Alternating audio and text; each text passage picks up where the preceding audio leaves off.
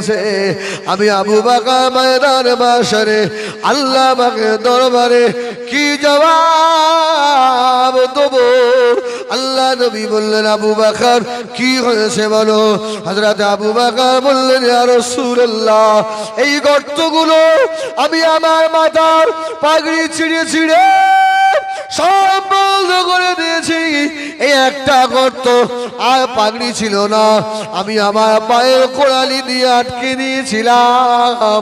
ওই গর্তের ভিতরে ছিল বিষধর সাপ, আমাকে কামড়ে দিয়েছে। আমি বিষের জ্বালা সহ্য করতে পারি না। আল্লাহ নবী বললেন, বাবাজি আমাকে কেন ডাকলে না? হযরত আবু বকর বললেন, আপনার ঘুমের ব্যাঘাত হবে। আল্লাহ নবী বলেছিলেন, ও হযরত আবু বকর, কোন জায়গায় সাপ কামড়েছে একবার আমাকে দেখাও। আবু বকর দেখালেন। আল্লাহ নবী নূরের মুখে লালা নিয়ে একটু লাগিয়ে দিলেন, সঙ্গে সঙ্গে বিষ পানি হয়ে গেল। জোরে বলুন সুবহানাল্লাহ। আবার মতো সবাই গোয়ার ভিতর থেকে সাপ বার হয়ে পড়েছে। আল্লাহ নবী বলল, সাপ আমার আবু বকরকে কষ্ট দিলি কেন? সাপের আল্লাহ জবান খুলে দিলেন, ইয়া রাসূলুল্লাহ, ইয়া হাবিবাল্লাহ, আমি মূসা নবীর জামানায় বেয়াদবি করেছিলাম। এই এত হাজার বছর আখিরি নবীর অপেক্ষায় এই গুহার ভিতরে বসে আছি। আমি সাপ, মানুষ ছিলাম, সাপ হয়ে গেছি।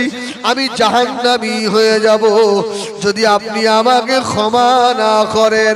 আর আবু বকর ওই নবীকে দেখতে দেবে না, গুহাটা বন্ধ করে রেখেছে। ইয়া রাসূলুল্লাহ, আমার ইচ্ছা ছিল না আবু বকরকে কামড়াবো, কিন্তু আমি আপনার প্রেমে মহব্বতে পড়ে কামড়ে দিয়েছি। জোরে বলে না। ও বেজানিরা, আল্লাহ নবী ক্ষমা করে দিলেন। যাও সাপ, আমি তোমাকে ক্ষমা করে দিলাম। আল্লাহ ওকে মানুষ করে দিলেন। ও আবার কিছুদিন পরে মারা গেল। আল্লাহ নবী যে ঘর থেকে বার হয়ে এসেছে, ভোর হয়ে গেছে। আবু জাহেলের দলের লোকেরা এবারে গিয়ে ঘরে চাদর টেনে দেখে মুহাম্মদ সাল্লাল্লাহু আলাইহি সাল্লাম নয়, হযরত আলী শুয়ে আছে।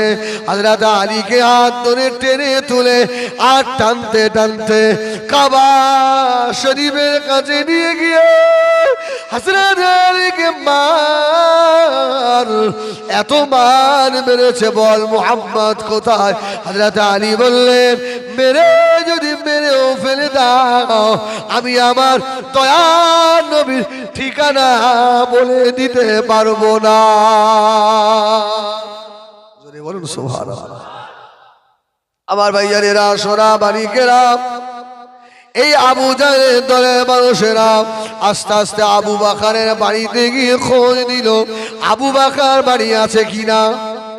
বাড়ি নেই। আবু বকরের মেয়ে হযরত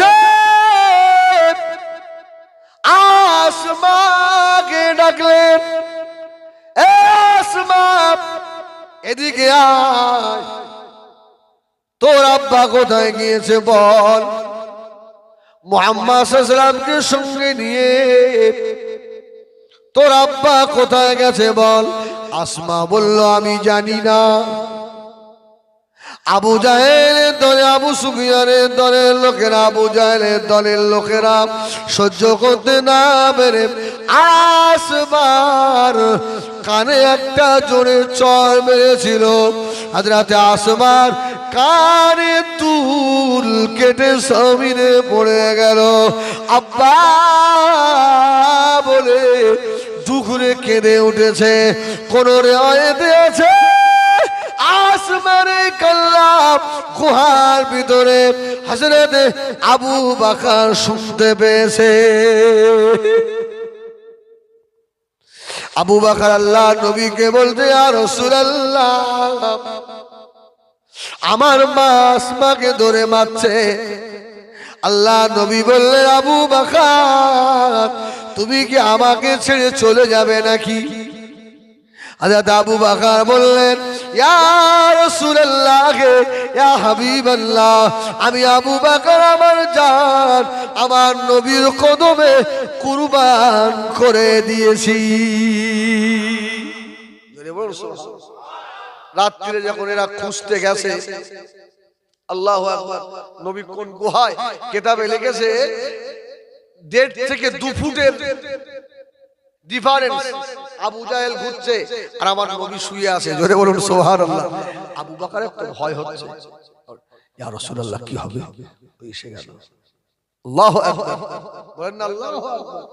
আল্লাহ যাকে বাঁচায়, একদম 1.5 থেকে 2 ফুট পায়ের শব্দ শোনা যাচ্ছে। আল্লাহ নবী ওই দিনে বলেছিলেন, বাবাজি আবু বকর, ইযহুমা ফিল গার إذ يقول لصاحبه لا تحزن إن الله معنا।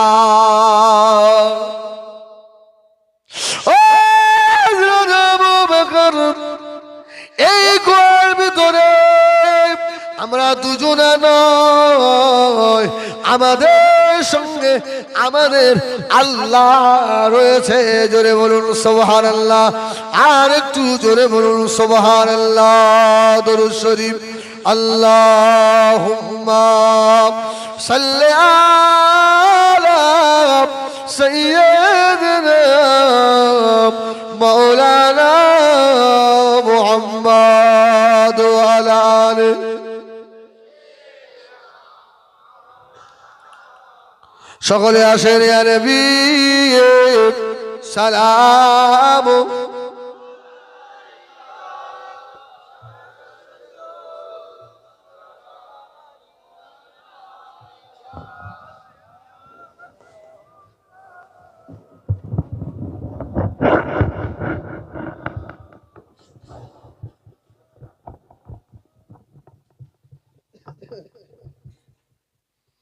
طلع البدر علينا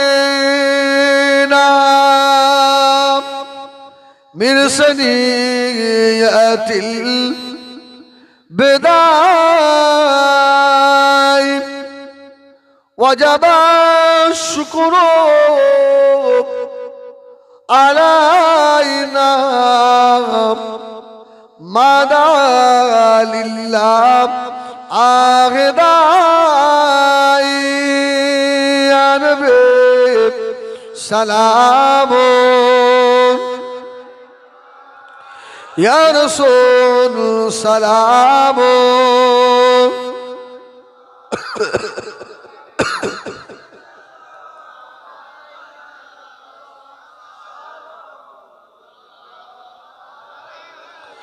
या नबी नामो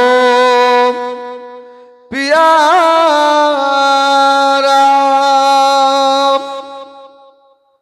या रसूल नामो प्यारा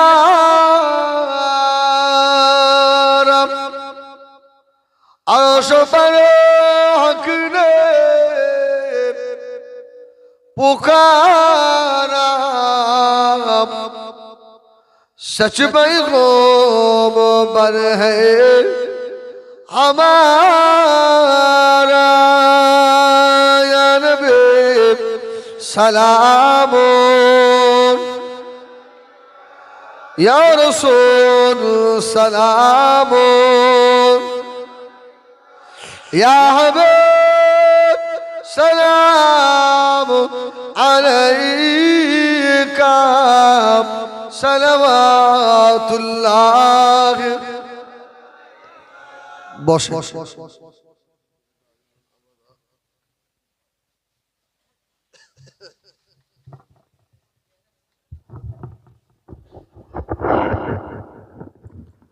بلغ العلا بكماله كشف الدجى بجماله আমাদের কমিটির ভাইরা কোথায়? ভাই একটু দেখা করো না আমার সঙ্গে। হাসানাতু জামিউ খিসালিহি সাল্লু আলাইহি ওয়া আলিহি বালাগাল উলা বিকামালিহি।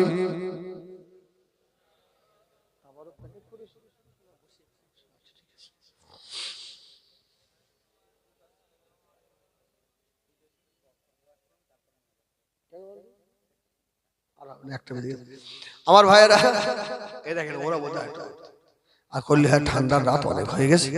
আর বিশেষ করে আল্লাহ পাকের লাখো শকর এই যারা আমার ইউটিউবার ভাইরা আছে জিজ্ঞেস করেন এই শীতের সময় এত রাত্রি এত লোক থাকে না কি ঠিক ভাই? ও যে থাকে এত লোক পাওয়া যায় না। তো আলহামদুলিল্লাহ আপনাদের এখানে আপনারা যে এতক্ষণ বসে রয়েছেন আল্লাহ পাকের শকর। আল্লাহ আপনাদের সকলের জীবনের যত গোনাহ আল্লাহ মাফ করে দেন। সকলে বলেন আল্লাহুম্মা আমিন। আল্লাহ আসলে ব্যাপারটা কি জানেন?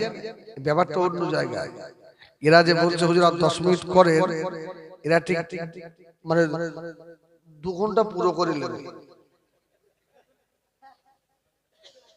এবার যেই আমরা টাকা চাবো না, মৌলভী সাহেবরা টাকা চেয়ে কি তুমি আমাদের সঙ্গে সময় ঠিক করো না, হুজুর উঠবে যখন ইচ্ছা তখন লাভবে, আর তোমাদের যখন ইচ্ছা তখন টাকা দেবে।